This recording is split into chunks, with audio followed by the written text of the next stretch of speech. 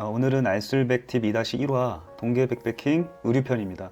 원래 2화는 BPL 편으로 계획을 했었는데 직구로 주문했던 장비 하나가 배송 지연이 돼서 부득이하게 동계 백패킹 의류편 영상을 먼저 만들게 되었습니다. 또 등산 의류의 선택에는 개인의 기호도 크게 작용을 하기 때문에 추천을 드린다기보다는 어떤 이유로 제가 이 제품을 구매를 했고 제품의 사용감과 만족도 그리고 상황별 활용 방법, 마지막으로 세탁 및 관리 방법으로 구분해서 소개해 드리겠습니다. 의류 소개에 앞서서 동계 시즌의 환경적인 요소를 먼저 알아보겠습니다. 보통 동계 산행에서는 능선길 진입과 동시에 세차게 부는 바람을 자주 직면하게 됩니다. 참고로 영하의 환경에서는 풍속 1m/s당 체감 온도는 약 2도가량 떨어집니다. 또 해발 고도가 100m가 높아지면 기온은 평균 0.6도가 낮아집니다. 자, 예를 들어서 해발 고도 500m의 들머리의 기온이 영하 2도라면 1000m 정상은 영하 5도 정도로 예상을 할 수가 있어요. 거기에 정상 부근의 풍속이 10m/s라면 체감 온도는 약 영하 25도 가까이 되는 겁니다. 자, 우리가 흔히 알고 있는 체감 온도는 기온과 바람만을 고려한 풍랭지수입니다. 정확한 체감 온도는 기온, 바람, 습도를 포함해서 개인의 체질, 주거 형태, 심리 상태까지도 영향을 미칩니다. 그만큼 개인차가 심한데요. 그래서 동계 백패킹에서는 나의 체질에 맞는 장비와 의류의 준비가 더욱 중요하다고 강조하는 것입니다. 초보자분들에게 간단하게 팁 하나 드릴게요.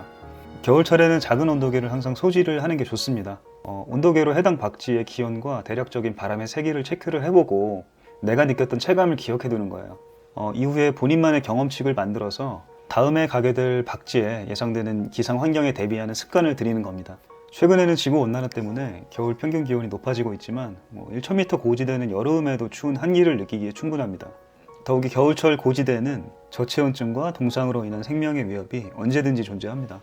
물론 시작하기도 전에 겁을 먹을 필요는 없지만 그만큼 철저한 준비가 필요한 것입니다.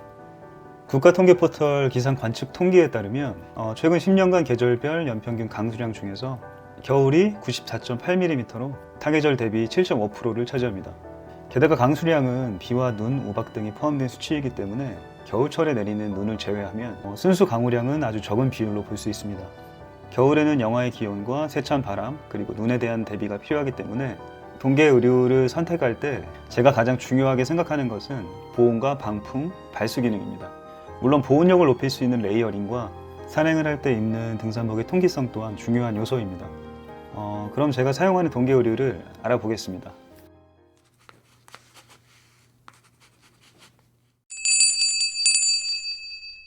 운행용 자켓을 먼저 소개를 해드릴게요. 첫 번째로 블랙야크의 고어텍스 자켓인데요. 이 자켓은 제가 2년 전에 할인가로 한 13만원대에 구입을 했었습니다. 이 고어텍스 멤브레인의 미세 구멍이 수증기 입자보다 700배가 크고 물방울보다는 2만 배가 작아서 외부의 비를 막아줌과 동시에 안에서 땀을 외부로 배출해주는 투습력을 가지고 있습니다. 이 고어텍스 자켓은 원단에 좀 두께감이 있어서 더워요. 그래서 여름이나 늦봄, 초가을에는 좀 사용하지는 않고 늦가을이나 동계 영상의 기온에 저는 산행용으로 사용을 하고 있습니다. 이 고어텍스의 장점은 방수, 방풍, 그리고 투습력인데요. 워낙 기능적으로 훌륭하다 보니까 많은 분들이 아웃도어 용품으로 사용을 하시고 이 원단이 조금 부드러운 편이라서 착용감도 좋습니다. 저는 이 자켓을 저렴하게 구입을 해서 더욱 만족하고 그렇게 사용하고 있습니다. 이 고어텍스의 단점은 아무래도 타 기능성의 원단보다는 세탁이나 관리가 좀 번거롭습니다. 구체적으로 이 자켓을 어떻게 사용을 하는지 그리고 세탁이나 관리 방법 등은 제가 영상 뒤편에서 따로 말씀을 드리겠습니다. 자, 다음은 아크테릭스 프로톤 LT 후드입니다. 가격은 한 30만원 초중반대고요. 원래는 이제 미들레이어로 출시된 제품인데 많은 분들이 동계 산행용 아우터로 사용을 하시죠. 보통은 제가 한 영상 2도 이하 영하권에서의 산행용 아우터로 사용을 하고 있고 동계 산행용으로 많은 분들이 아톰 LT 내지는 아톰 AR을 사용을 하시거든요.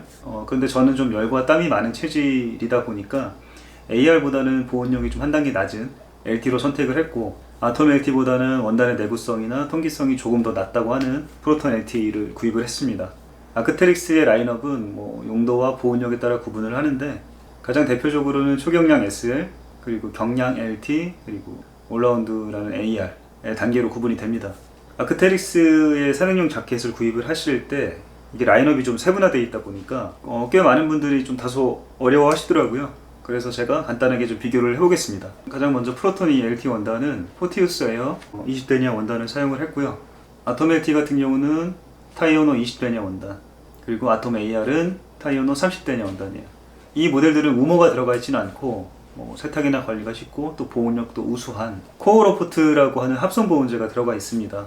이 프로톤 LT 같은 경우는 그 합성 보온제가 제곱미터당 80g, 그리고 후드 부분에는 60g, 그 다음에 아톰 LT 같은 경우는 전체가 60g, 그리고 아톰 AR은 몸통에는 제곱미터당 120g, 그리고 팔 부위에는 80g, 그리고 후드 부분에는 60g이 들어가 있습니다.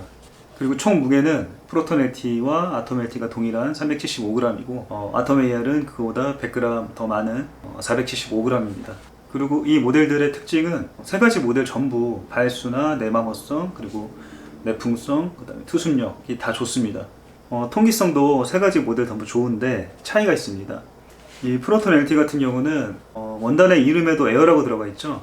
원단 자체가 통기성이 좋아요. 그러면서도 방풍력이 전혀 떨어지지 않습니다. 저 아톰에 사용하는 저 타이오노 원단 같은 경우는 통기성이 그렇게 좋지 않습니다. 그래서 아톰 LT 같은 경우는 겨드랑이부터 옆구리 사이드 패널에 통기성이 좋은 원단을 덧대었어요.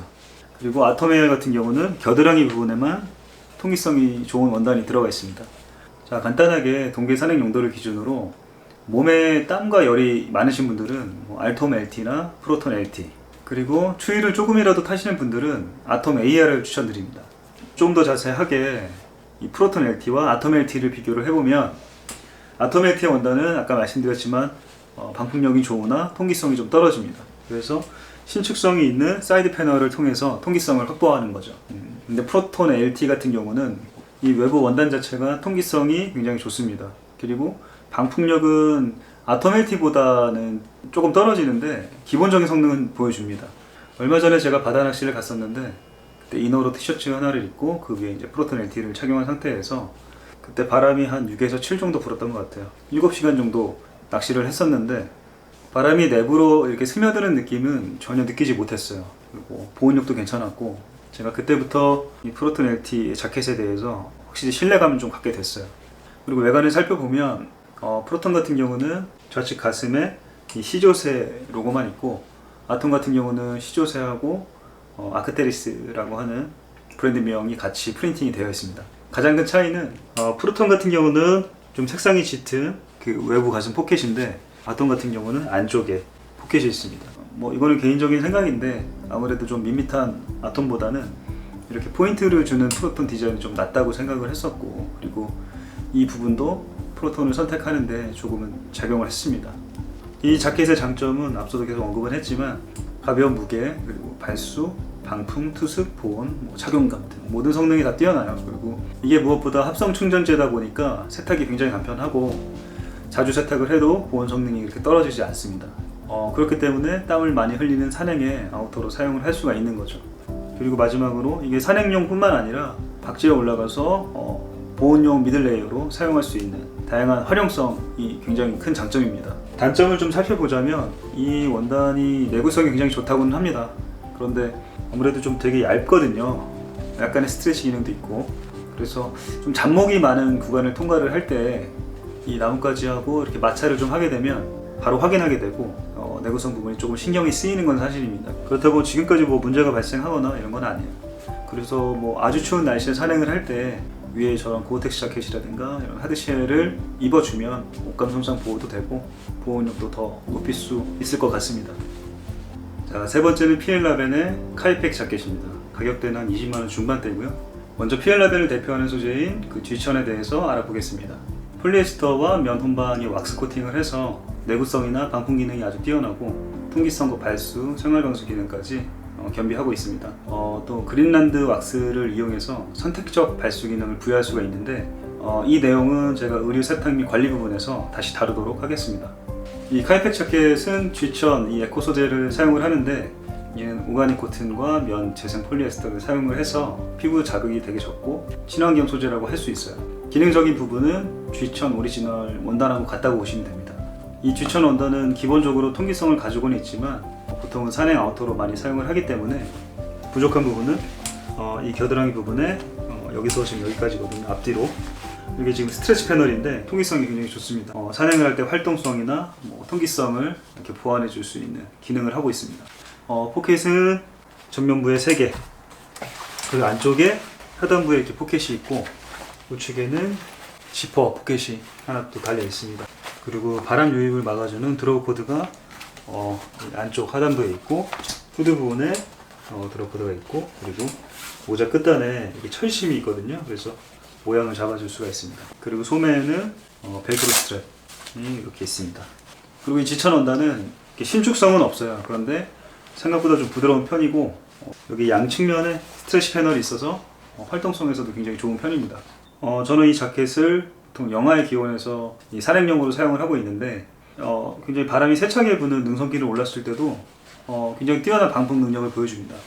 단점은 이게 좀 발수 기능이 떨어지면 세탁 이후에 이제 왁싱을 해야 되는데, 그것도 이제 몇 번 하다 보니까 그마저도 크게 단점이라고 생각하지는 않아요. 그리고 장점은 대부분 저는 이 자켓의 기능성 부분에서도 모두 다 만족을 하는데, 그 중에서도 강한 내구성이에요. 아까 제가 이 프로튼 LT를 입고 산행을 하다가 나뭇가지 이렇게 마찰이 발생을 하면 굉장히 좀 신경 쓰인다라고 얘기를 했는데, 근데 G천 같은 경우는 그런 염려를 전혀 하지 않아요. 워낙 내구성이 좋기 때문에 나무가 이렇게 우거진 부시 트레킹 구간을 통과를 할 때도 그냥 막 밀고 나가는 편이고, 그리고 마지막으로 이게 블랙 컬러이긴 하지만 약간 빈티지 야전상의 느낌이 있어요. 핏도 괜찮고 디자인적으로도 저는 만족을 합니다. 다음은 제가 입는 하의를 좀 소개해 드릴게요. 제가 백패킹을 동계로 시작을 했는데, 처음 갔을 때 상의는 이너로 대충 레이어링을 하고 아우터로 고어텍스 자켓을 입었고, 그 다음에 하의 같은 경우는 그냥 얇은 스포츠 타이즈 하나 입고 위에다가 그냥 트레이닝복을 입고 올라갔어요. 정상에서 정말 지옥을 경험을 했습니다. 아예 하의를 입지 않고 바람을 맞는 그런 기분이 좀 들었어요. 현실을 좀 직시를 하고 바로 구입을 해서 지금까지 입고 있는 게 이 피엘라벤의 바렌시 프로 트라우저입니다. 가격은 한 14만원대고요. 아까 보여드린 카이팩 자켓과 마찬가지로 G천 에코 소재를 사용을 하고 있습니다.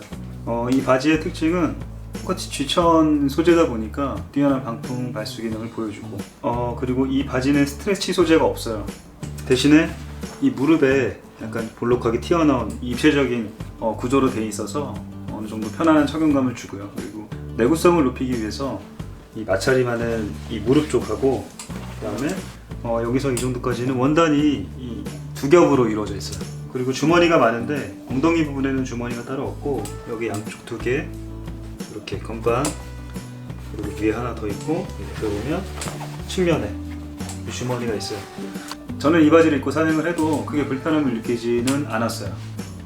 만족도도 꽤 높았고, 디자인도 되게 심플하고 핏도 괜찮아가지고 같은 모델의 검은색 바지를 하나 더 구매해서 교차해서 입고 있습니다. 그리고 이 바지가 신축성이 없다 보니까 이렇게 무릎 부분을 입체적인 구조로 해서 편안함을 좀 보완했다고는 하지만, 기존의 스트레치 소재의 바지를 주로 입으시는 분들이 이거를 입게 되면 조금 불편할 거라는 생각이 좀 들어요. 그래서 그런 분들에게는 무릎이나 엉덩이 쪽에 그 스트레치 소재가 들어간 그 캡 트라우저 바지를 추천해 드립니다. 자, 다음은 다운 자켓을 좀 보여드릴게요. 먼저 경량 패딩인데, 이건 랩사의 마이크로 라이트 알파인 모델입니다. 이거는 해외 직구로 제가 구매를 했고, 가격은 관세 배송료 포함해가지고 약 32만원 정도. 그리고 재원을 보면 이게 필파워가 750이고요. 그리고 솜털 비율이 90%, 그리고 구스의 충전량이 143g, 그리고 원단은 퍼텍스 마이크로 라이트고요. 그리고 자켓 무게는 총 430g입니다. 이 경량 패딩은 주로 제가 봄, 가을 박쥐 보온용으로 좀 사용을 하고, 보통 요즘 같은 날씨에는 박쥐 보온용으로 이렇게 안에서 플리스 자켓 하나 더 챙겨가서 그렇게 겹쳐 입어서 보온용으로 사용을 하던지, 아니면 10도 이하의 아주 추운 날씨, 그때는 이걸 하나 더 챙겨가서 중량 패딩 안에 미들 레이어로 사용하기도 합니다. 그리고 이게 충전재가 우모다 보니까 세탁도 번거롭고, 세탁을 자주 하게 되면 또 이 보온력도 저하가 되기 때문에 산행용으로 저는 입지 않아요. 다음은 중량 패딩입니다. 노스페이스 제품인데, 이거는 제가 백패킹을 하기도 전에 한 5년 된 것 같아요. 구입을 해서 원래 일상용으로 사용을 하다가 동계 백패킹용으로도 같이 사용을 하고 있어요. 그리고 이 제품은 구스도 아니고 오리털 제품이고, 솜털 비율도 8:2고 무게도 한 700g이 조금 넘어요.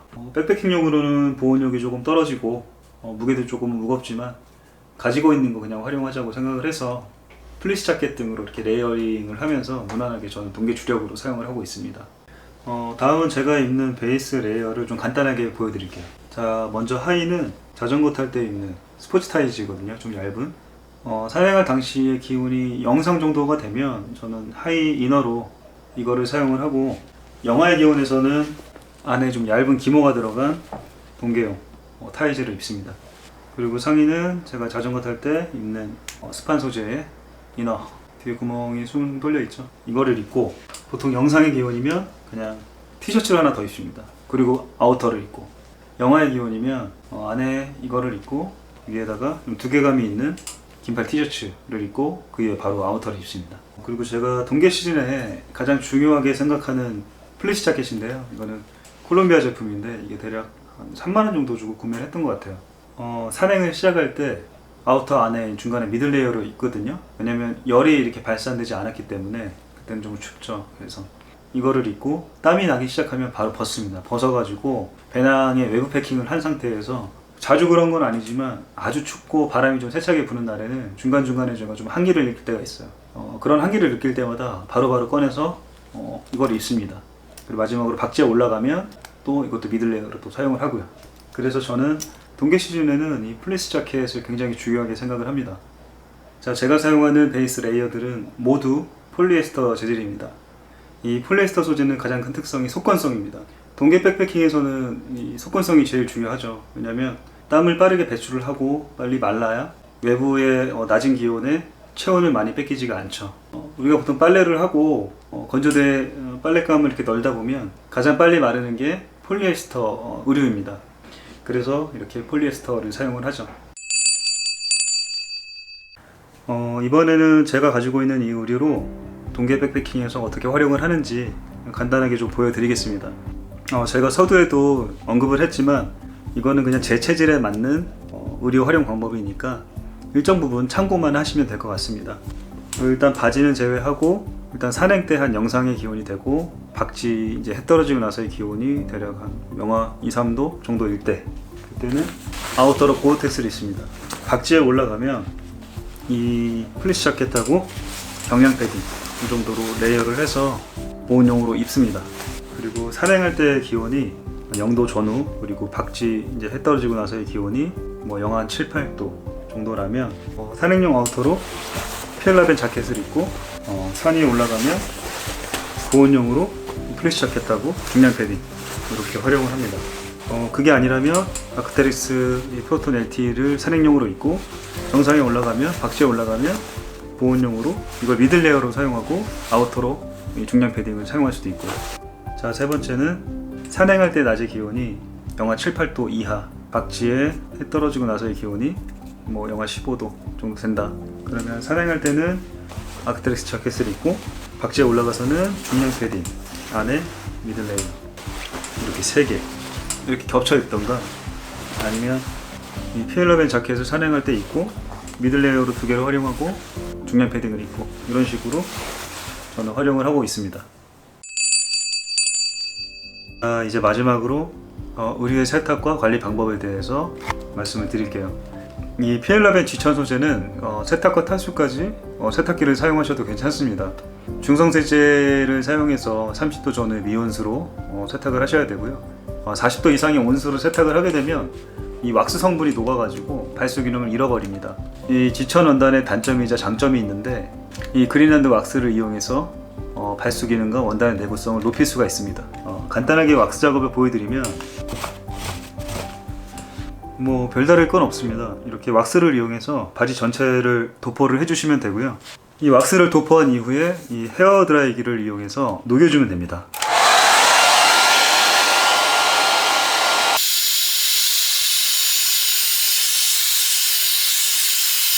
이 헤어 드라이기의 열풍으로 녹아서 이 원단에 이렇게 스며들었거든요.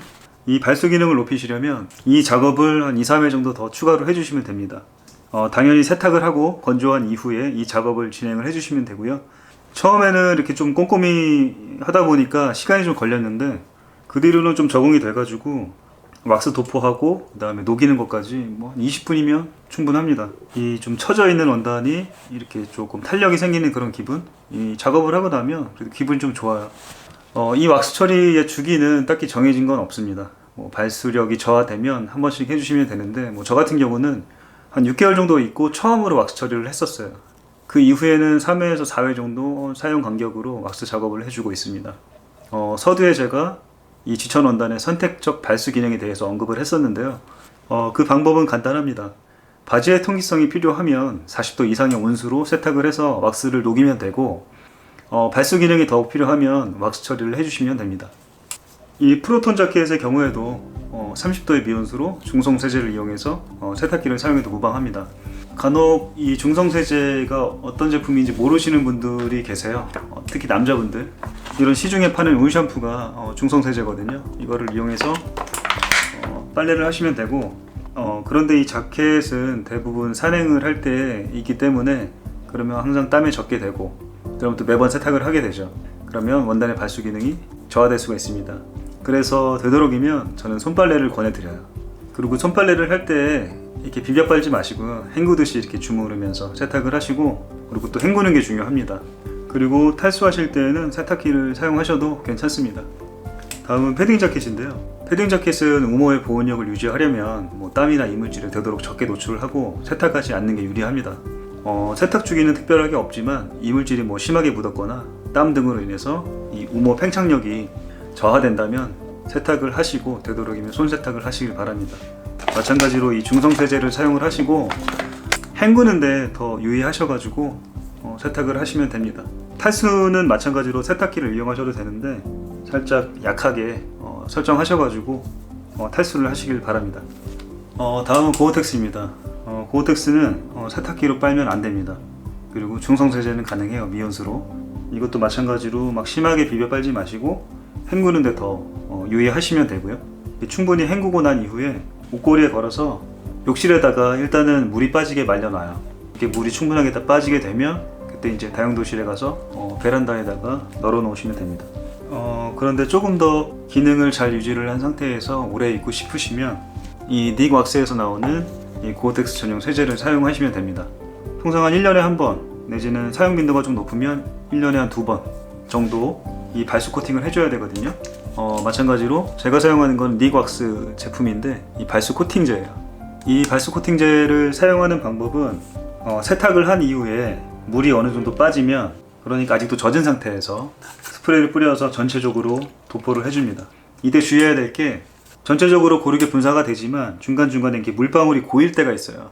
그걸 그대로 건조를 시키면 얼룩이 생겨요. 젖은 천으로 그 물방울이 안 보이게 쭉 도포를 해주고 완전히 말리시면 됩니다. 그리고 이 고어텍스 자켓은 이렇게 접어가지고 다른 옷이랑 같이 포개서 보관하지 마시고요. 반드시 옷걸이에 걸어가지고 옷장에 보관을 하시길 바랍니다. 여기서 주의사항이 있는데, 본인의 고어텍스 자켓이 영구 발수 처리된 제품이라면 추가적인 발수 처리를 하지 마세요, 절대. 그 쉐이크 드라이라는 원단은 겉감에 이렇게 보호층이 없이 표면이 그냥 고어텍스 멤브레인 그 자체인데요. 그래서 추가적인 발수 기능이 필요하지 않습니다. 고어텍스 관련해서 말씀을 드리고 싶은 게 있는데, 고어텍스로 만든 옷의 편리함과 기능성 때문에 많은 분들이 구입을 해서 사용을 하고 있지만, 이 옷이 낡아서 버려지면 큰 공해가 될 수 있다고 해요. 왜냐하면 이 고어텍스 고분자 물질이 분해되어 없어지는 기간이 상당히 길고, 분해되면서 발생하는 물질들이 굉장히 유해하기 때문인데요. 이게 비단 고어텍스뿐만 아니라 다양한 분야의 기능성 소재들도 비슷한 문제를 가지고 있습니다. 소비자 입장에서 당장 해결 방법을 찾을 수는 없겠지만 최대한 관리를 잘 해서 가능한 오랜 기간 사용하는 게 그나마 우리가 할 수 있는 최선이 아닌가, 그런 생각을 해봤습니다. 마지막으로 이 말씀을 꼭 드리고 싶어요. 백패킹과 관련된 유튜브 채널이나 카페를 보면 백패킹 장비는 최고여야 한다라는 글들을 가끔 볼 수가 있어요. 최고가의 장비와 의류들이 대부분 가격만큼의 성능을 발휘하기 때문에 아웃도어 활동에 있어서 비교적 편의성과 쾌적도가 높아지는 것은 당연합니다. 그러나 비싼 장비들이 있어야만 백패킹을 할 수 있는 건 아닙니다. 중저가의 장비와 의류라도 기본적인 기능에 충실한 제품이라면 전혀 문제될 것이 없습니다. 하고자 하시는 분들 누구에게나 자연을 즐길 권리가 있습니다. 비싼 장비보다는 백패킹은 하고 싶은데 망설여질 때 집 밖을 나설 수 있는 작은 용기가 더 중요하지 않나, 저는 그렇게 생각합니다. 동계 백패킹에서는 장비보다 더 중요한 게 있는데 나의 생명과 안전에 관련된 내용을 몇 가지 말씀드리겠습니다. 첫 번째는 겨울 등짐 산행에 적합한 체력을 준비해야 합니다. 두 번째는 내가 계획한 날에 컨디션이 조금이라도 이상이 있다면 과감하게 산행을 포기하시는 게 좋아요. 특히 겨울철에는 내가 정상 컨디션이 아닐 때 산행을 하게 되면 어떠한 형태로도 문제가 발생할 가능성이 높아집니다. 자, 세 번째는 지금 내가 가지고 있는 체력 이상의 무리한 산행은 절대 하지 마시길 바랍니다.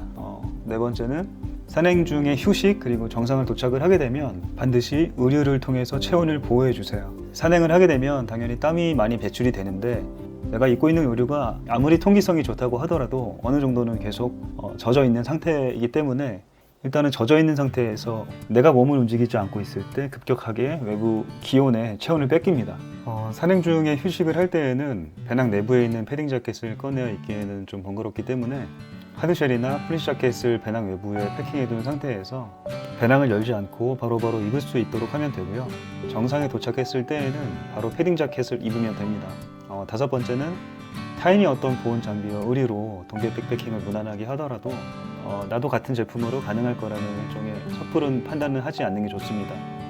왜냐하면 서두에도 얘기를 했지만 체질에 따른 체감 온도는 개인 편차가 크기 때문입니다. 마지막으로 장비가 준비가 되었다면 바로 높은 산으로 가지 마시고 비교적 안전한 낮은 산이나 노지, 캠핑장 등에서 되도록 좀 추운 날에 준비된 장비로 겨울 야영에 대한 적응 훈련을 해보시는 게 좋습니다.